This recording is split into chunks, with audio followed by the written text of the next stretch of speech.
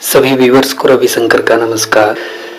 पिछले पार्ट 1 में सीन 1 में हमने जाना कि एपिक्योर मेमन अपने एक असिस्टेंट सरली के साथ आ रहा है और उसको मैनेज करने के लिए सेटल, डोल और फेस तीनों एकदम तैयार हो जाते हैं। तो अब स्टार्ट करते हैं एक्ट 2 सीन 1। यह लवेट के मकान का एक बाहरी कमरा है। सर एपिक्योर मेमन सरली के साथ प्रवेश करता है। सर एपिक्योर मेमन एक शूरवीर है जो बहुत धनी होने के सपने देखता है। वह अनंत सोने का स्वामी बनना चाहता है। अंधविश्वासी होने के कारण वह अमृत या पारस पत्थर पाना चाहता है। सरली इतना अधिक बुद्धिमान है कि सेटल या फेस उसे मूर्ख नहीं बना सकते। वह ना तो लालच करता है और ना ही सपने देखता है। वह बुद्धि का प्रतिनिधित्व करता है। सर एपिक्योर मेमन सरली से नई दुनिया में पांव जमाने के लिए कहता है। यह पेरू के समान धनी है। इसमें सोने की खान है। बुद्धिमान सोलोमन को सोने की खानों तक पहुंचने में 3 साल लग गए थे, जबकि वह तो 10 माह में वहां पहुंच गया है। आज वह सौभाग्यशाली दिन है जब वह अपने सभी साथियों से धनी होने के लिए कह सकता है। सर एपिक्योर मेमन दावा करता है कि अब साठन या मखमल के वस्त्रों के लिए परेशान होने की आवश्यकता नहीं होगी। वह तो अब तो वे एक से एक सुंदर कपड़े पहनकर जुआ खेलने जाएंगे। अपने सोने की रक्षा के लिए तलवारबाजों को नियुक्त करेंगे। उनके पास इतना अधिक धन होगा कि पूरी रात शराब पीते रहेंगे या दावत में भाग लेते रहेंगे। सर एपिक्योर मेमन जल्दी सेटल से मिलना चाहता है, जो आज उससे पारस पत्थर देने वाला है। फेस चिल्लाता है कि वह धीरे धीरे उसके पास आ रहा है। सर एपिक्योर मेमन सरली को बताता है कि यह डॉक्टर सेटल के असिस्टेंट की आवाज है, जो उसके लिए भट्टी की देखभाल करता है। वह कहता है कि सर एपिक्योर मेमन ने अपना वायदा नहीं निभाया है। उस रात वह जो भी कुछ धातु का है उसे सोने में बदलना चाहता है। अगले दिन वह सारी टीन, शीशा एवं तांबा खरीद लेगा और उसे सोने में बदल देगा। सरली को इस बात पर विश्वास नहीं है। सर एपिक्योर मेमन कहता है कि अब यह सपना नहीं है बल्कि सच होने वाला है। वह दावा करता है कि कभी सूरज पर एक फूल होता था जो अमृत है। यह पूरी तरह लाल होता था। इसके प्राप्त होने पर प्रेम, सम्मान, दीर्घायु, सुरक्षा, बहादुरी एवं विजय प्राप्त करना आसान हो जाता है। 28 दिन में यह 80 साल के बूढ़े को एक बच्चा बना देता है। सर एपिक्योर मेमन के पास अमृत के महत्व की ऐसी अनेक कथाएं हैं। सरली कहता है कि वह इन बेवकूफी की बातों पर विश्वास नहीं करता। सर एपिक्योर मेमन कहता है कि ये बातें एडम की लिखी हुई हैं। इस पर सरली हंसता है। तभी फेस आकर सूचना देता है कि सर एपिक्योर मेमन 3 घंटे में अपना सोना देख सकता है। अब सर एपिक्योर मेमन को चिंता होती है कि वह अधिक से अधिक धातु कैसे प्राप्त कर सकता है। फेस उसे सलाह देता है कि वह सभी चर्चों की छत खरीद ले। उन्हें तो लकड़ी के पटरों से भी ढका जा सकता है। सर एपिक्योर मेमन को यह विचार पसंद नहीं आता है कि चर्चों की लकड़ी के पटरों से पाटा जाए। वह कहता है कि वह फेस को भट्टी पर कठोर काम करने से मुक्त कर देगा। तब फेस का चेहरा खिल जाएगा और उसका रंग साफ हो जाएगा। सर एपिक्योर मेमन फेस को बताता है कि पारस पत्थर प्राप्त होने पर उसकी जीवन शैली किस प्रकार से बदल जाएगी। वह बड़ी संख्या में महिलाओं को अपने हरम में रखेगा और इस मामले में सोलोमन को भी पीछे छोड़ देगा। अमृत पीकर वह हरकुलिस के समान ताकतवर हो जाएगा और 50 लोगों को एक साथ पछाड़ देगा।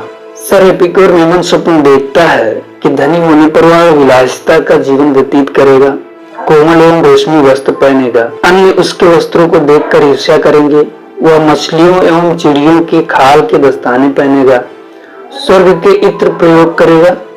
सरली पूछता है कि क्या पारस पत्थर यह सब कुछ दे सकता है।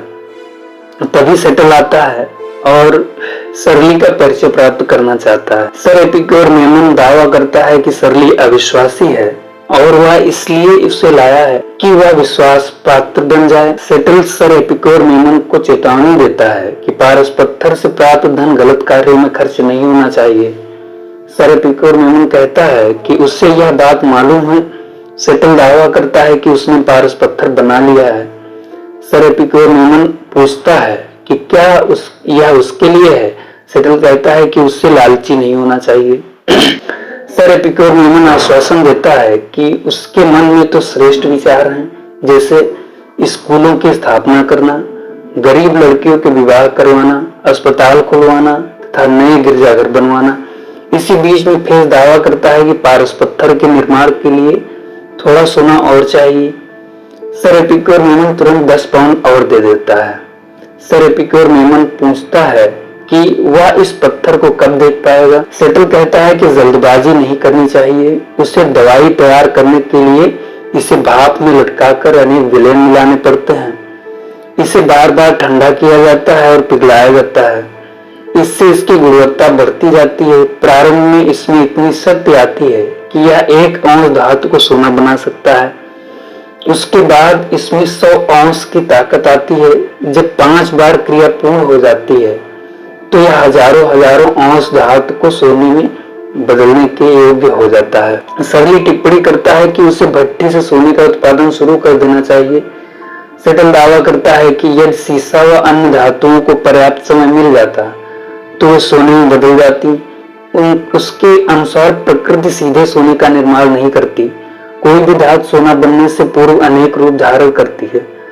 सेटल व्याख्या करता है कि एक भाग नमी, जिसे पिघली हुई धातु कहा जा सकता है, पहले ही पानी के रूप में होता है। दूसरा भाग एक विशेष घास तथा धरती के चिपचिपे पदार्थ के रूप में होता है। जब इन्हें एक साथ मिला दिया जाता है तो सोने का प्रारंभिक रूप तैयार हो जाता है, किंतु हम इसे सोना नहीं कह सकते। इसी प्रकार की प्रक्रिया सभी धातुओं एवं पत्थरों के साथ होती है। जब नमी का अभाव होता है तो वे पत्थर बन जाते हैं।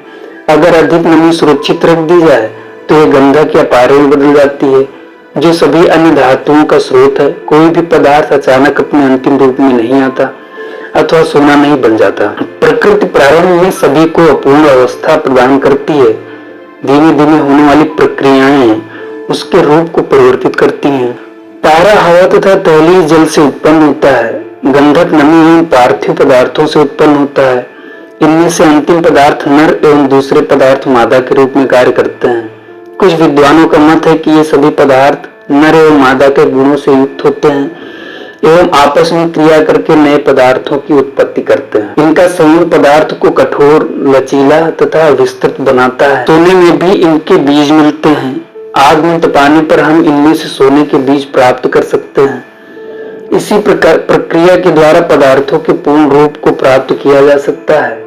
दैनिक अनुभव में भी यह देखा जा सकता है कि मक्खी, कीट पतंगे शवों एवं गोबर से जन्म ले लेते हैं और वनस्पतियों से भी बिच्छू पैदा हो जाते हैं। मेमन इस जानकारी की प्रशंसा करता है, किंतु सरली आरोप लगाता है कि लोगों को धोखा देने के लिए यह एक प्रकार की बाजीगरी या ताश के पत्तों की जादूगरी है। दरवाजे पर डोल दिखाई देती है, किंतु सेटल उसे अंदर जाने के लिए कहता है। फेस कहता है कि वह सेटल से बात करना चाहती है। फेस मेमन को बताता है कि वह एक लॉर्ड की बहन है जो पागलपन का इलाज करने के लिए यहाँ भेजी गई है। सरली टिप्पणी करता है कि यह एक वेश्यालय है। मेमन कहता है कि सेटल एक पहुंचा हुआ डॉक्टर है और वह चमत्कारिक इलाज करने में सक्षम है क्योंकि उसके पास अलौकिक शक्तियां हैं। फेस कहता है कि यह महिला विद्वानों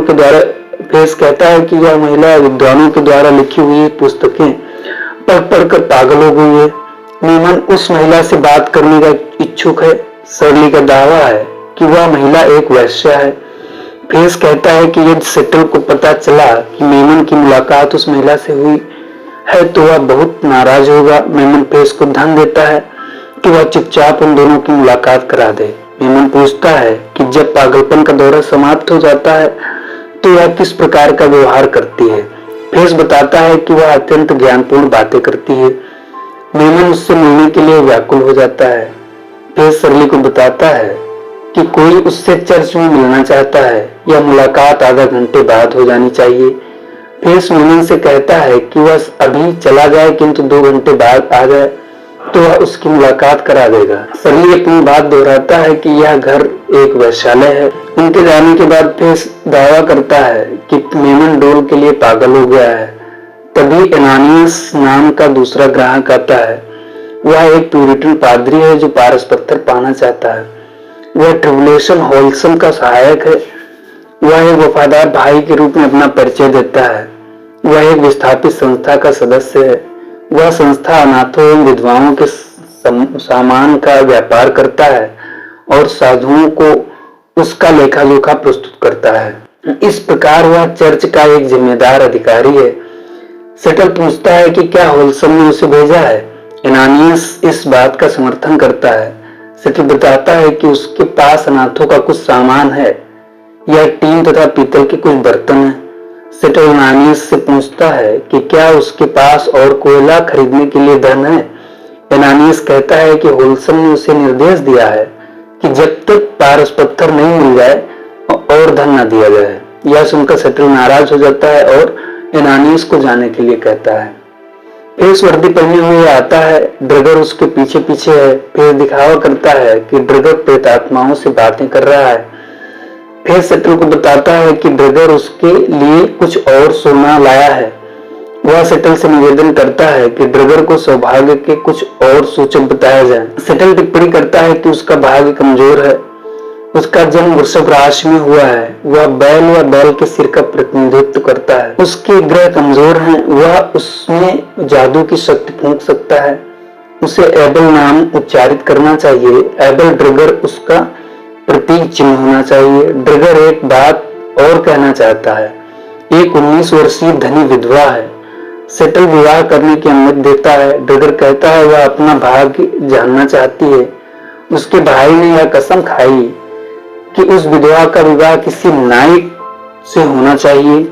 फिर पूछता है कि क्या उसका भाई एक नाइट है। ड्रगर कहता है कि उसका भाई 3000 सालाना कमाने वाला धनी व्यक्ति है। वह झगड़ा करने के तरीके सीखने चाहता है। फिर दावा करता है कि इस कला को सिखाने का गुण केवल सेटल के पास है। यह सुनकर ड्रगर चला जाता है। यहीं पर पार्ट 2 एक्ट 2 समाप्त होता है। सभी का धन्यवाद।